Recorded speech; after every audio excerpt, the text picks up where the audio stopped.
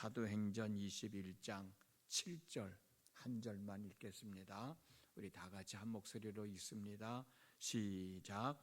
두로를 떠나 항해를 다 마치고 돌레마이에 이르러 형제들에게 안부를 묻고 그들과 함께 하루를 있다가.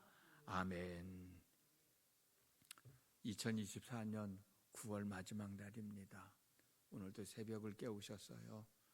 하루의 삶을 잘 마무리하면서 9월 한 달도 잘 마무리하시고 또 새로운 10월을 맞이하는 여러분들의 삶이 되어지기를 주님의 이름으로 축복합니다. 오늘 본문 7절을 보면 바울 일행은 돌레마이에 도착을 했다고 기록되어 있습니다.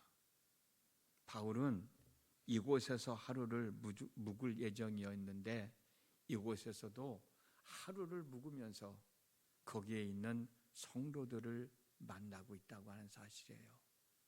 그리고 그들을 위로하고 격려하고 축복해주고 있는 겁니다.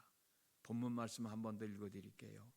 두로를 떠나 항해를 다 마치고 돌레마이에 이르러 형제들에게 안부를 묻고 그들과 함께 하루를 있다가. 바울은 하루를 머무르면서도 예수 그리스도 안에서 형제가 된 사람들의 안부를 물으며 교제를 나누고 있는 거예요. 바울이 성도들의 안부를 물으면서 교제를 나눈 것은 본문에만 있지 않습니다. 사도행전 18장 22절을 보면 가이사랴에서도 교회와 성도들의 안부를 물은 후에 안디옥 교회로 떠나갔다라는 말씀이 있어요. 바울의 이런 행동은 참 대단한 행동이라고 저는 생각합니다. 왜냐하면 바울이 지금 처해 있는 상황이 어떤 상황이에요? 바울이 지금 처해 있는 상황이 성도들을 만나서 그들을 위로해주고 그들을 격려해주고 그들을 축복해주고 그들을 보살펴줄 수 있는 상황이 아닌 거 여러분 잘 아시잖아요. 바울이 지금 처해 있는 상황은 자신의 삶은 내일을 가늠할 수 없을 정도로 위험한 상황에 처해 있습니다. 언제 어디서 어떤 방법으로 유대 종교 지도자들에게 붙잡혀서 고초를 당하고 죽음을 당할 수 있는지 모르는 상황이에요. 도망다니는 상황이잖아요. 쫓겨다니는 상황이잖아요. 그런데도 교회와 성도들의 안부를 물었다는 거예요. 바울이 이와 같은 행동을 통해서 우리가 느낄 수 있는 것이 있습니다. 예수님을 믿지 않는 사람들에게 복음을 전하여 예수님을 믿게 하는 것도 참 중요한 일이지요. 그런데 믿고 있는 사람들, 교회 안에 있는 사람들이 떨어져 나가지 않도록, 교회 밖으로 나가지 않도록 그들을 보살피고 그들을 품어주는 것도 참 중요한 거예요. 어쩌면 바울은 그런 마음을 갖고 있었는지도 모르겠어요. 지금 그 사람들이 예수를 믿게 될 때 편안하게 믿는 상황이 아니잖아요. 어떻게 보면 목숨을 담보로 하고 예수를 믿고 있는 상황이잖아요. 어떻게 하면 그 사람들이 교회 밖으로, 예수님 밖으로 나가지 않도록 자기도 힘들고 어렵지만 그들을 붙잡아야 할 때라고 생각을 하고 만날 때마다, 시간이 될 때마다 사람들을 위로하고 격려하고 축복하면서 믿음을 지켜야 한다고 이야기해주고 있는지도 모르겠어요. 이런 바울의 모습을 보면서 우리가 느낄 수 있는 건 뭐냐? 교회에 나와 등록을 하게 하는 것도 중요하지만 정착하게 하여 우리 교회 안에서 성도로서의 믿음의 삶을 잘 추스리며 하나님의 은혜를 받으며 살게 하고 마지막 천국에 들어갈 수 있는 길까지 안내하고 인도하는 일이 참 중요하다는 걸 새삼 깨닫게 되죠. 여러분들도 기억하시겠지만 우리 한국 교회에서 뒷문을 막아라 라고 말할 때가 있었어요. 얼마 전에도 저와 이 말씀 함께 나눴잖아요. 이게 무슨 말이에요? 전도를 열심히 해서 매 주일마다 새 신자는 등록을 하는데 전체적인 교회 교인 숫자를 파악해 보면 숫자는 줄어들고 있거든. 그 이상하잖아요. 등록하는 사람은 많은데 또 한편으로는 알게 모르게 떠나는 사람도 많다는 얘기예요. 앞문으로 들어오는 사람은 많지만 뒷문으로 나가는 사람도 많다는 얘기예요. 우리가 열심히 전도해서 앞문으로 들어오기만 하고 그들을 보살피지 못하고 그들을 양육하지 못하고 그들 스스로 슬그머니 뒷문으로 나가는 사람들이 많아진다고 하면 우리가 전도하는 의미도 없을 거 아니에요. 어쩌면 바울은 그런 생각을 하고 있었는지도 모르겠어요. 지금 이들이 신앙생활을 하는데 쉬운 방법으로 하는 게 아니잖아요. 아까도 말씀드린 것처럼 어찌 보면 목숨을 담보로 하고 신앙생활을 하는데 그게 얼마나 두렵겠어요. 얼마나 무서웠겠어요. 그럴 때마다 위대한 종교 지도자인 바울이 위로해주고 격려해주고 그래도 믿음을 지켜야 된다. 그래도 하나님이 함께 하신다. 라는 말 한마디가 그들에게 얼마나 힘이 되겠어요. 우리는 그 일을 해야 되지 않겠는가. 신앙생활을 한 교회에서 열심히 하다가 교회를 떠나는 정당한 사유들이 있어요. 예를 들어서 죽음을 맞이했다든가 아니면 멀리 이사를 했다든가 아니면 결혼을 했다든가 아니면 새로운 직장을 구했는데 그 직장이 교회와 멀리 떨어져 있다든가. 이 사람들은 교회를 떠날 때 떠난다고 인사를 하지요. 그렇지만 다시 만날 날이 있다는 것을 기대하며 떠납니다. 그리고 우리들은 비록 몸은 멀리 떨어져 있지만 마음속으로는 그들을 간직하고 있잖아요. 우리의 성도라고 하는 마음을 갖고 있잖아요. 그러나 떠난다는 인사도 없이 아쉬움도 없이 슬그머니 교회 뒷문으로 나가는 사람들이 많이 있어요. 교회는 이런 사람들이 없어야 되는 거거든. 교회를 떠나는 사람들이 그냥 떠나가겠어요? 얘기 들어보면 나름대로 다 이유가 있어요. 그래도 교회는 그들을 붙잡아야 할 책임이 있는 거예요. 예수 믿지 않는 사람들을 전도해서 예수 믿게 하는 것보다 예수 믿고 교회 안에 들어왔던 사람들을 떠나지 않게 하는 게 더 중요하다고 생각을 해요. 교인들끼리 마음이 서로 맞지 않으면 슬그머니 교회를 떠나가요. 이런 상황에서는 교회에 남아있는 사람들의 책임이 큰 거예요. 누군가가 서운하게 해도 슬그머니 교회를 떠나는 사람들이 있어요. 자기들끼리 싸우고도 교회를 떠나는 사람들이 있어요. 어떤 사람은 자기에게 교인들이 너무 무관심하다고 관심이 안 든다고 그런 생각을 갖고 떠나는 사람들도 있어요. 어떤 사람은 자기 자신을 인정해 주지 않는다고 하면서 교회를 떠나가는 사람도 있어요. 어떤 사람은 왜 나에게는 직분을 안 주느냐고 그것 때문에 또 떠나가는 사람도 있어요. 어떤 사람의 핑계댈 게 없으면은 나는 너무 바빠서 신앙생활을 못하겠다고 하고 떠나가는 사람도 있어요. 어떤 사람은 교회의 예배나 목사의 판단력이 부족하다고 불성실하다고 설교가 마음에 안 든다고 그러면서 떠나는 사람도 있어요. 그런데 여러분 한번 생각해 보세요. 우리 교회 구성원이 어떤지 다 서로 다른 생각을 가지고 있고 다 서로 다른 생각을 가지고 있잖아요. 다 살아가는 삶의 방식도 다르고 나이 드신 분도 있고 젊은 사람도 있고 많이 가진 사람도 있고 좀 적게 가진 사람도 있고 많이 배운 사람도 있고 좀 덜 배운 사람도 있고 잘 사는 사람도 있지만 또 잘 살지 못하는 사람도 있고 다양한 사람들이 모여서 하나의 신앙 공동체를 이루고 있는데 이 많은 사람들이 이 다양한 사람들이 어떻게 하나가 될 수 있을까? 이 많은 사람들을 어떻게 다 돌볼 수 있을까?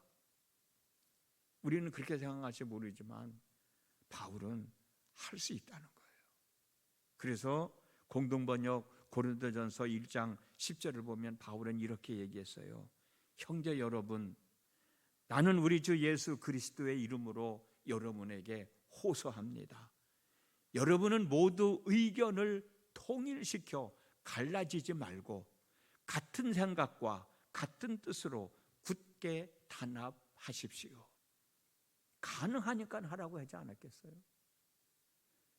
다 생각이 다르고 살아가는 방법이 다르고 세대가 다르고 그렇지만 단합할 수 있기 때문에 바울은 호소한다고 얘기하면서 여러분 모두의 의견을 통일시켜 갈라지지 말고 같은 생각과 같은 뜻을 품으십시오. 새로 들어온 사람들을 우리가 관심을 갖고 그들을 품고 그들을 양육하고 그들을 보살핀다면, 그들에게 관심을 가져준다면 가능하지 않겠느냐. 그들에게 무관심하기 때문에 이런저런 핑계를 대고 교회에 안착을 하지 못하고 슬그머니 뒷문으로 나가지 않느냐. 아까도 말씀드렸듯이 이런저런 생각으로 교회를 떠나는 사람들만 탓할 수 없어요. 물론 그 사람들 나름대로 사정이 있어서 떠나겠지만 우리가 전도하는 심정으로 그들을 붙잡을 수만 있다면, 그들은 예수를 믿고 구원받은 하나님의 사람으로서의 삶을 살아가면서 때로는 하늘의 신령한 은혜도 있고 때로는 땅에 기름진 복도 받으면서 이 땅에서 예수를 믿는 삶을 살아가게 될 거예요. 교회에 남아있는 우리들의 책임이 더 크다는 것을 한 번 더 생각했으면 어떨까라는 생각이 들어요. 누군가가 나의 위선적인 모습을 보고 교회를 떠난다면 남아있는 나는 참 부끄러운 사람이 될 수밖에 없는 것 아니겠습니까? 누군가가 나의 권위적인 모습을 보고 실망해서 교회를 떠난다면 교회에 남아있는 나 자신은 부끄러운 사람이 되는 것 아닐까? 누군가가 나 때문에 교회를 떠난다고 하면 그 책임은 더 클 수밖에 없을 것이라고 생각을 합니다. 바울이 자기의 앞날이 어떻게 될지도 모르는 상황에서도 성도들을 만나 성도들의 안부를 물으며 교제를 나눈 것은 어려운 상황에서도 믿음을 지키고 교회를 지키고 복음을 전하는 사람들을 위로하고 격려하고 어떤 상황에서도 포기해서는 안 된다는 것을 일깨워주는 행동이라고 생각되어집니다. 저희 목회자들뿐만이 아니라 속장님들도 또 선교회장님들도 열심히 성도님들을 살피고 있습니다. 속도원들을 살피고 있어요. 선교회원들을 살피고 있어요. 참 잘하고 있는 일입니다. 그럼에도 불구하고 슬그머니 뒷문으로 나가는 사람들이 있잖아요. 우리는 그들을 붙잡을 필요가 있어요. 그들을 막을 필요가 있어요. 그러기 위해서는 바울과 같이 시간이 될 때마다, 틈이 날 때마다 만나서 위로해주고 격려해주고 양육하고 도와주는 역할을 우리들이 해야 되지 않겠는가. 생명나무 교회는 바로 우리들의 교회입니다. 생명나무 교회를 통하여 하나님의 은혜를 입고 살아가는 우리들의 교회예요. 우리 주변에 있는 사람들도 우리 교회의 우리들이 될 수 있도록, 처음 나온 사람들이 우리 교회에 우리들이 될 수 있도록 안부를 물으며 오늘도 하루의 삶을 살아간다고 하면 그들은 얼마나 위로를 받겠어요. 떠나고 싶어도 떠나지 못할 거예요. 그런 모습을 보고 하나님은 또한 얼마나 기뻐하시겠어요. 바울이 하루를 머물면서도 거기 있는 성도들을 만나서 위로해주고 격려해주고 축복해 주었듯 우리도 그런 마음가짐을 가지고 행동으로 옮기면서 오늘 하루의 삶을 살아간다고 하면 여러분 2024년 9월 마지막 날을 잘 마무리할 수 있지 않겠습니까? 여러분 삶 속에서도 해야 할 일들이 많이 있지만 9월을 마무리하면서 누군가가 나의 위로를 받을 사람이 없는가? 누군가가 나의 도움을 필요로 하고 있는 사람이 없을까? 한 번쯤 생각해 보면서 그들을 위로하고 격려하고 축복하고 더 열심히 신앙생활을 잘 할 수 있도록 격려해 주는 하루의 삶을 살아가는 우리 모두의 삶이 되어졌으면 정말 좋겠습니다. 기도합니다. 어제 주일을 맞이했습니다. 하나님의 은혜 안에서 예배했고 또 목사님을 통해서 들려주시는 말씀도 잘 듣고 마음에 간직하고 있습니다. 믿음은 들으면서 난다고 그랬으니 듣고 믿고 순종함으로 매 순간순간 하나님의 영광을 보며 사는 저희들이 되게 하여 주시옵소서.